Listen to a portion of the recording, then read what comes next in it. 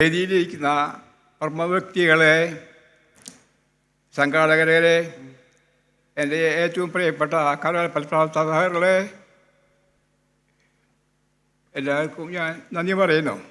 ഞാനങ്ങനെ സ്റ്റേജിൽ കയറി സംസാരിച്ചിട്ടുള്ള ഒരു പരിചയക്കാരനല്ല. ഞങ്ങളെ തൃശ്ശൂർ ജില്ലയിൽ 8 വ്യക്തിമാർക്ക് ഗ്യാരണ്ടി അവാർഡ് കിട്ടിയിട്ട് ആദരിക്കുന്ന ചടങ്ങ് വെച്ചിരുന്നു. അന്ന് നമ്മുടെ തൃശ്ശൂർ ജില്ലാ കളക്ടറായിരുന്ന കളക്ടറായിരുന്ന ടിക്കാറാം മീണ സാറും പോലീസ് സൂപ്രണ്ട് ഹേമചന്ദ്രൻ സാറും കൂടിയിട്ടാണ് ഞങ്ങളെ ആദരിച്ചത്.